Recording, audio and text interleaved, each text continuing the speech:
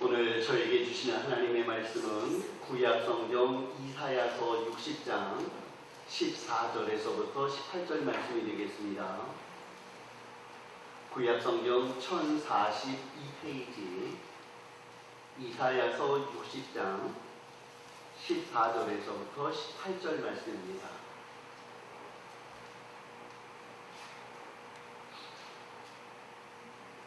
이사야서 60장 14절부터 18절까지 한 목소리로 공독합니다. 시작. 너를 괴롭히던 자의 자손이 몸을 굽혀 내게 나오며 너를 멸시하던 모든 자가 내 발 아래에 엎드려 너를 일컬어 여호와의 성읍이라 이스라엘의 거룩한 이의 시온이라 하리라. 전에는 내가 버림을 당하며 미움을 당하였으므로 내게로 가는 자가 없었으나 이제는 내가 너를 영원한 아름다움과 대대의 기쁨이 되게 하리니 내가 이방 나라들의 젖을 빨며 뭇 왕의 젖을 빨고 나 여호와는 내 구원자 내 구속자 야곱의 권능자인 줄 알리라.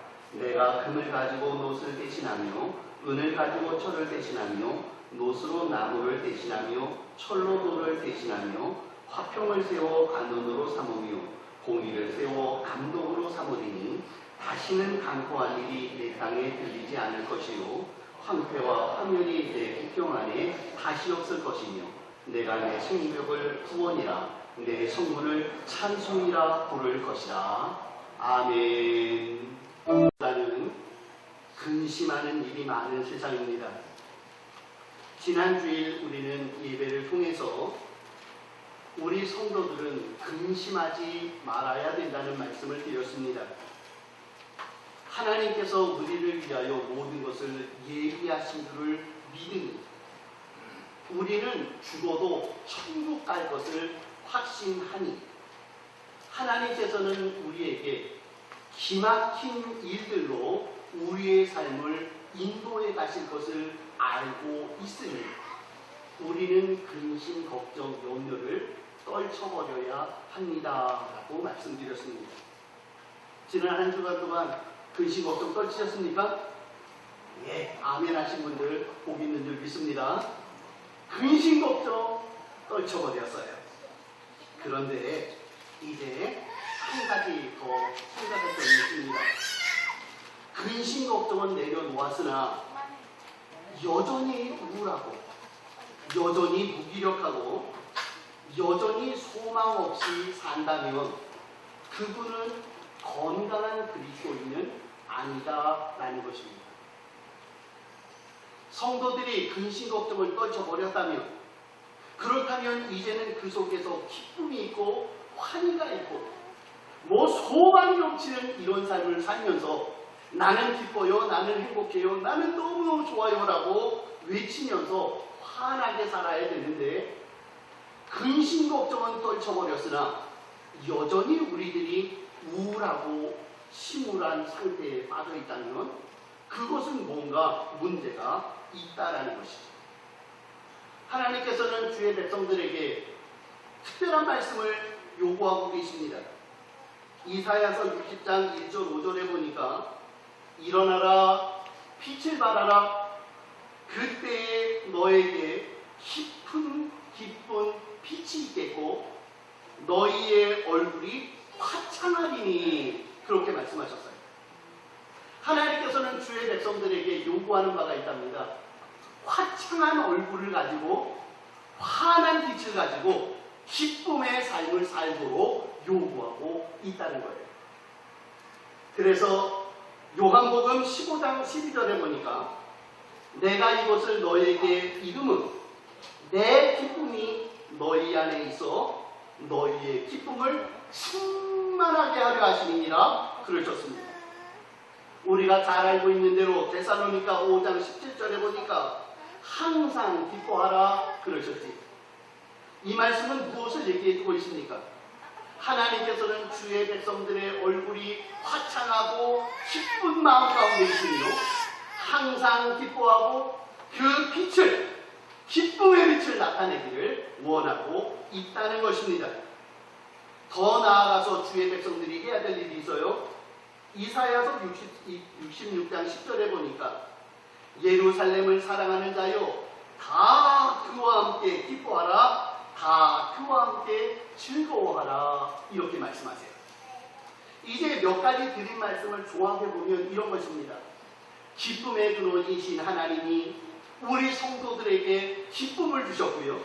그래서 성도들은 그 기쁨으로 인하여 얼굴이 환하게 되어졌고, 그 환한 기쁨의 빛은 세상에 있는 모든 사람들에게 기쁨 바이러스가 되어져서 모든 사람을 기쁘게 만들어야 한다. 이것이 하나님께서 주의 백성들에게 요구하는 바입니다. 그런데 이제 문제가 있습니다. 근심 걱정은 다 떨쳐버렸음에도 불구하고 한 걸음을 나가지 못하는 거예요. 근심 걱정은 사라지고 없어진 것까지는 됐는데, 그런데 이제 성도들이 기쁘고 즐겁고 환한 얼굴이 되어야 되는데 그 단계까지 나가지를 못하는 우리들의 모습 말입니다. 왜 그럴까요? 뭐 때문에 우리가 근심은 떨쳐버렸는데 왜 우리들이 기뻐하지 못할까요? 이유는 한 가지랍니다. 그것은 사람의 마음속에 있는 범죄함이 우리의 기쁨을 상실하게 만들었다는 겁니다. 성도들의 마음속에도 여전히 우울하고 그들 마음속에 기쁨을 누리지 못한다면 어쩌면 그의 마음속에 죄라는 놈이 우리를 꽉 붙들고 있기 때문이라는 거죠. 여러분, 우리는 아담과 하와의 모습을 잘 압니다. 그들은 얼마나 에덴 동산에서 행복했는지 모릅니다. 생육하고 번성하여 땅에 충만하고 땅을 정복하라, 땅을 다스리라 그랬으니 그의 마음에는 얼마나 기쁨이 있었는지 몰라요. 그런데 그가 선악과를 따먹었습니다. 선악과를 따먹은 그 이후에 그의 삶은 180도 바뀌어졌습니다. 예전에는 조화의 삶이었으나 부조화의 삶이 되었습니다. 지금까지는 기뻤고 행복했고 하나님이 부르시면 네, 하나님이라고 대답하였지만 이제 범죄한 이후 그들은 수고하고 고통받고 영생을 잃어버린 절망의 자리에 빠지게 되었다 말씀하고 있어요. 아담의 삶이, 기쁨을 빼앗긴 삶이 왜 그렇습니까? 그것은 범죄 때문에 그렇습니다. 특별히 저희는 다윗에 대하여 잘 압니다. 여러분, 다윗은 어떤 사람입니까? 그는 이렇게 고백하죠. 여호와는 나의 목자시니 내게 부족함이 없으리로다. 그가 나를 푸른 초장 쉴만한 물가로 인도하시는도다. 내가 사망의 음침한 골짜기를 걸어갈지라도 주께서 나와 함께 하시니 나는 기쁘고 즐겁고 행복하다고 말했습니다. 천만인이 나를 둘러친다 할지라도 나는 하나님이 함께 하시기 때문에 나는 기뻐요, 나는 즐거워요, 나는 행복해요 라고 말했던 사람이 우리가 알고 있는 다윗이었습니다. 그런데 다윗이 그의 기쁨이 빼앗김을 당했어요. 상실이 되어졌었습니다. 왜 그렇습니까? 바세바와의 간음 사건, 우리아를 죽인 사건, 요압 장군에게 거짓말했던 그 악한 모습들, 바로 그런 모습들 때문에 다윗은 기쁨을 빼앗겼습니다. 그래서 다윗이 시편 51편 12절에 이렇게 말하네요. 하나님이여, 주의 구원의 즐거움을 내게 회복시켜 주시기 바랍니다. 이렇게 말하고 있어요. 다윗은 범죄함으로 기쁨을 상실했습니다. 그래서 그는 안타까운 마음으로 하나님께 원합니다. 하나님, 제게 기쁨을, 즐거움을 회복시켜 주세요. 저의 죄악들을 우술조로 도말하여 주세요. 저의 죄악들을 용서해 주세요. 그래서 제가 기쁨이 회복되어지기를 원합니다. 이렇게 고백하고 있다는 겁니다. 이번에 우리 중고등부, 우리 수련의 주제가 제 마음에 너무나도 들더라고요. 이번에 중고등부 수련의 주제가 뭐였냐면 영어로 Return to the Road. 로드가 R이 아니라 L이에요. 우리 길로 돌아가자가 아니고요. 주님께로 돌아가자. 리턴 투 더 로드라고. 여러분, 이 세상을 살다 보면 어떤 때에는 우리들이 하나님께서부터 멀리 떨어질 때가 있다는 겁니다. 우리들이 이 땅을 살다 보면 거룩하고 온전한 길에서 멀리 떨어져 있을 때가 있답니다. 세상과 짝하여서 세상에 푹 빠져 그들이 주는 즐거움을 누리며 살려고 할 때가 있다는 것이라는 거죠. 그런데 그 삶이 우리를 기쁘게 하지 못해요. 우리로 하여금 온전히 세우지를 못한 거예요. 결국 그들에게 호세아가 요구했던 것은 뭐냐면 여호와께로 돌아오라. 여호와께로 돌아오라. 너의 그 죄악의 길에서 너의 마음을 돌이키고 너의 육신을 돌이키고 너의 모든 것들을 돌이켜 여호와께로 돌아오면 유쾌한 날이 있을 것이고 화창함이 있게 될 것이고 온전함이 너희에게 있게 될 것이다. 이렇게 말씀하고 있다는 것입니다. 사랑하는 성도 여러분, 우리들이 그리스도인으로서 복된 주의 백성의 삶을 살아오고 있습니다. 특별히 지난 주간에는 근심하지 말자고 하여서 우리 마음에 근심 떨쳐버렸습니다. 그럼에도 불구하고 우리들은 여전히 아직도 기쁘지를 못해요. 지금 긴장하면서 저를 쳐다보는 모습이 기쁨이 아니잖아요. 설교를 들으면서 그냥 환하게 웃으면서 아이고 좋아요 그래야 되는데 인상이 탁 써지지 않습니까? 저는 오늘 우리 성도님들과 이번 한 달 동안 저는 기쁨이라는 주제를 가지고 이런저런 면에서 한번 살펴보고 싶어요. 어떻게 하면 기쁨이 회복될까요? 어떻게 하면 우리 교회가 그냥 환한 교회가 되고 어떻게 하면 우리 교회 모든 성도님들이 행복해요, 즐거워요, 기뻐요 라고 말할 수 있을까요? 오늘 저는 우리 성도님들과 첫 번째 말씀, 형제와 연합하여 동거하며 사랑할 때에 우리의 기쁨이 충만하게 되어질 줄 믿습니다. 오늘 저희들이 한 가지만 기억할 거예요. 형제와 연합하여 동거하며 사랑하며 우리의 기쁨이 회복되어질 것이고 기뻐질 것이다라는 거예요. 성도의 기쁨을 빼앗아가는 요소가 두 가지가 있습니다. 하나는 조금 아까 말씀한 대로 죄라는 놈이 우리의 기쁨을 뺏어가요. 또 하나 우리의 기쁨을 뺏어가는 게 있어요. 그게 뭐냐면 사람들과의 관계입니다. 사람들과의 관계가 잘못되어지면 아무리 좋은 음식을 먹어도 아무리 좋은 자리에 있어도 우리 마음이 기쁘지를 않다라는 것이죠. 그래서 시편 133편 1절에는 우리의 기쁨을 위하여 이렇게 말씀합니다. 보라, 형제가 연합하여 동거함이 어찌 그리 선하고 아름다우고 그러셨어요. 형제가 연합하여 동거함이 우리의 기쁨을 회복할 수 있는 첫 번째 요소가 되어진다는 것입니다. 인간이 하나님으로부터 지음받고 난 다음에 첫 번째 한 고백이 있습니다. 그것은 뭐냐면 기쁨과 감사의 고백이었어요. 창세기 2장 23절에 보니까 아담이 이르되 이는 내 뼈 중에 뼈요 살 중에 살이라 이것을 남자에게서 취하였은즉 여자라 부르리라 이렇게 말씀했어요. 아담이요 첫 번째 고백이 뭐냐면 아이고 너무너무 좋아요 너무 행복해요. 내 뼈 중에 뼈를 만나고 살 중에 살을 만나니까 얼마나 좋은지 모릅니다. 저는 행복합니다. 저는 기쁩니다라고 고백을 했다는 겁니다. 여러분 우리는 잘 아십니다. 하나님께서 아담을 만드시더니 아담에게 명령을 하셨습니다. 너는 모든 동물들에게 이름을 지어주라고 했습니다.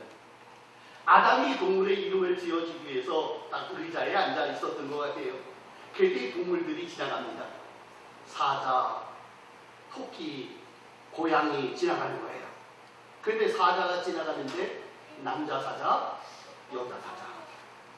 개가 지나갔는데 남자 개, 여자 개. 염소가 지나갔는데 남자 염소, 여자 염소가 지나가는 것입니다. 아담은 그들을 향해서 말했습니다. 사자, 고양이, 염소, 이렇게 이름을 지어주면서 아담은 마음속에 이런 마음이 든 거예요. 내 님은 어디에 계실까? 내 짝꿍은 어디에 있지? 나 너무 외로운데, 이런 마음이 있었던 것 같아요. 하나님이 그 마음을 헤아리셨습니다. 그래서 하나님이 아담을 잠재우시고 그의 갈비뼈를 빼서 여자를 만드셨어요. 그리고 그 여자를 아담에게 데려오셨답니다. 그랬더니 아담이 하는 말이 무엇입니까? 하와를 보더니 이는 내 뼈 중에 뼈요 살 중에 살이라 그러면서 아내와의 연합과 동거함을 그는 기쁨으로 고백하고 있는 모습을 우리는 보게 되는 것입니다. 남편과 아내가 연합하여 동거하면 행복한 줄 믿습니다. 강일영 집사님 행복하죠? 네, 남편이 올라왔습니다. 그래서 지금 행복할 거예요. 성경에 보니까 이삭이 행복함을 이렇게 표현하고 있더라고요.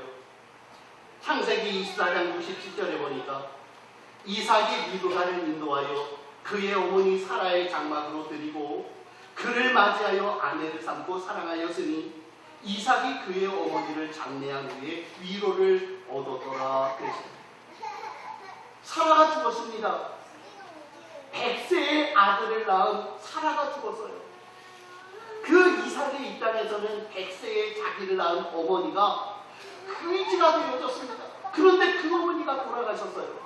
그래서 이삭의 마음은 너무나도 우울했습니다. 슬펐습니다. 그의 마음에 너무 공고했어요. 그런데 하나님께서 이삭을 위하여 리브가를 지으시고 리브가를 만나게 하시고 리브가를 데려오셨어요. 그랬더니 이삭이 리브가를 보더니 그는 너무나도 기뻤습니다.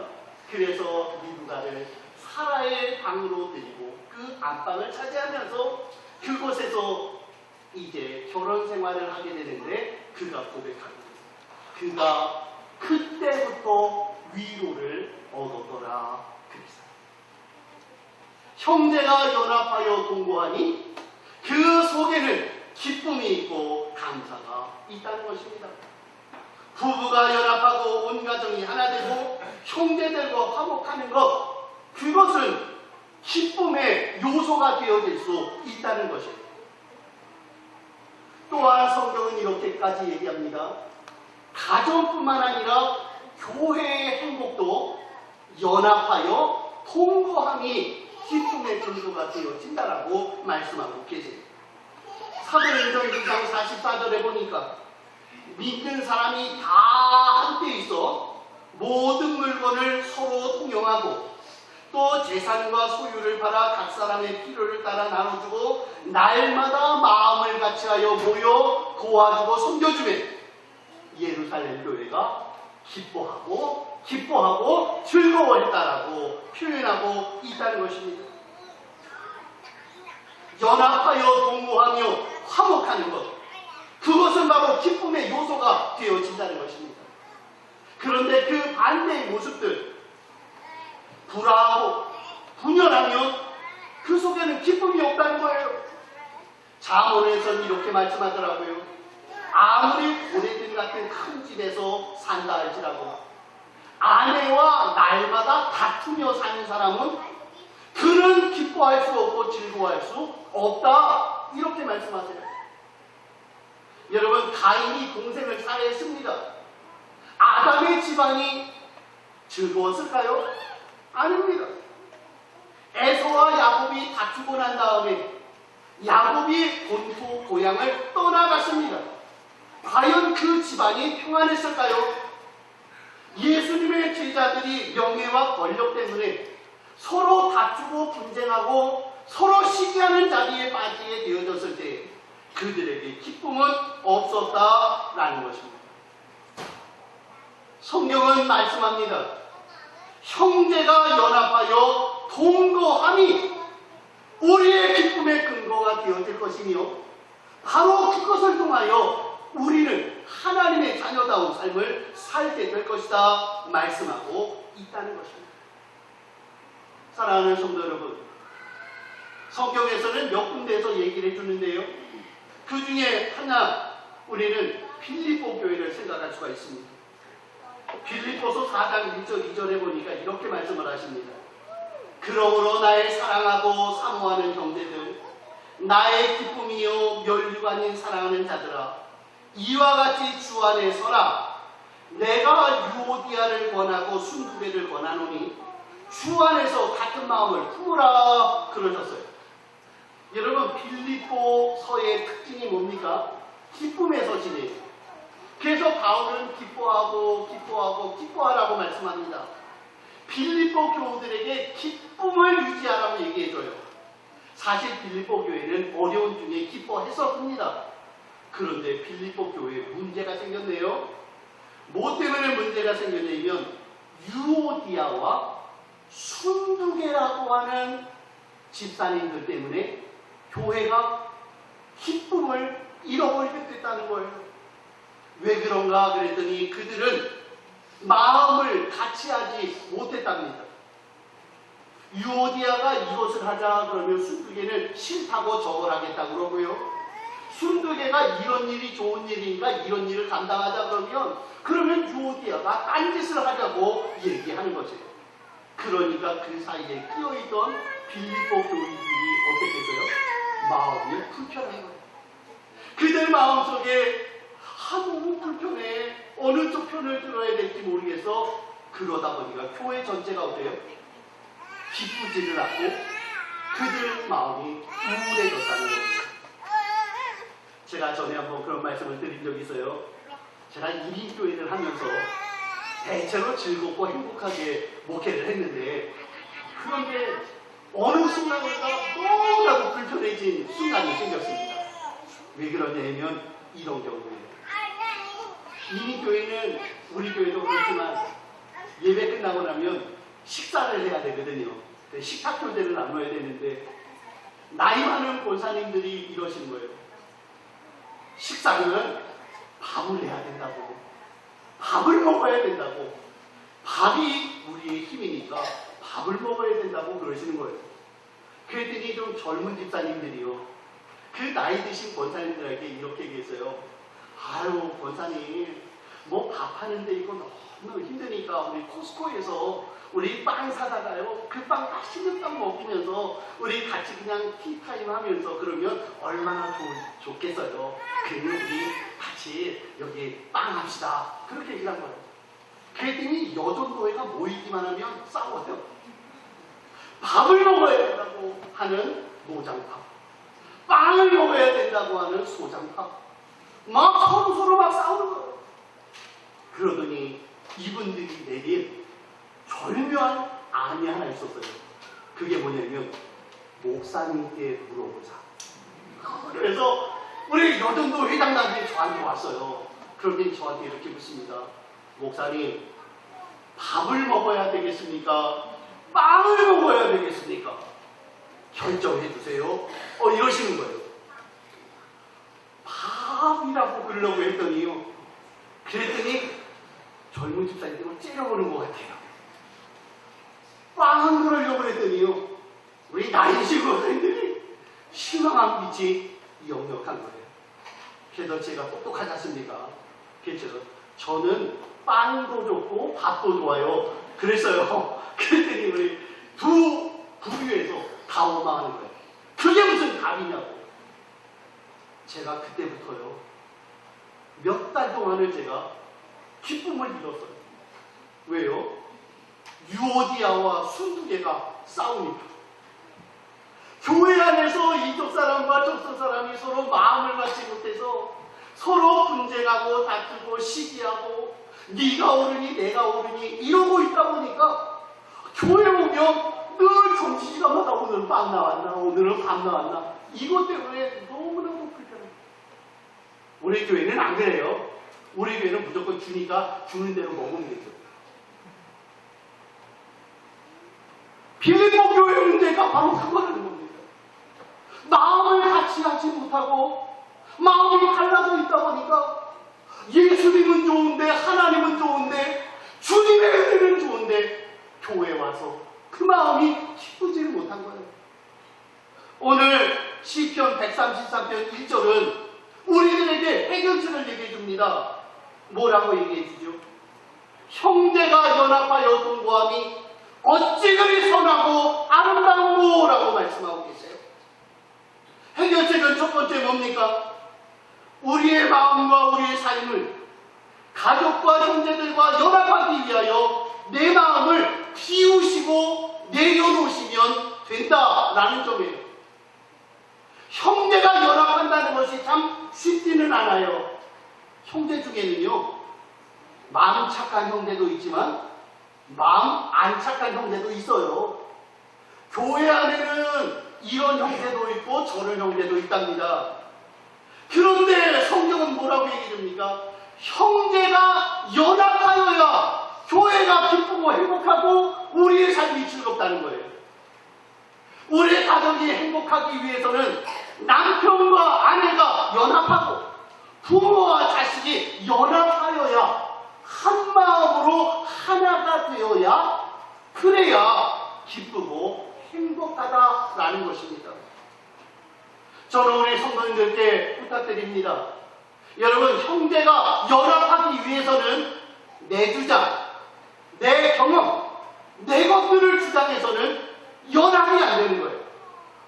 연합이 되려면 어떻게 해야 됩니까? 내 것들을 내려놓아야 합니다. 연합하여 하나가 되기 위해서는 내가 손해보아야 합니다. 그래야 우리가 하나로 연합되어질 수 있다는 거예요. 정말 우리 성암교회가 사랑과 진리와 섬김의 공동체 되기 원하고 우리 가정이 기쁨이 넘치는 복된 가정이 되기 원한다면 나부터 내려놓으셔야 돼요. 나부터 포기하셔야 돼요. 나부터 주장하지 않는 그런 자세가 되어지게 될 때에 형제가 연합하여 기쁨을 이룰 수 있는 줄 믿습니다. 우리의 성암교회는 그런 교회 되기 원합니다. 연합하기 위하여, 하나 되기 위하여 우리는 내 자신을 포기할 줄 알아야 합니다. 또한 오늘 본문에서 중요하게 주시는 말씀이 있어요. 형제가 연합하여 동거함이 어찌 그리 선하고 아름다운고 그랬습니다.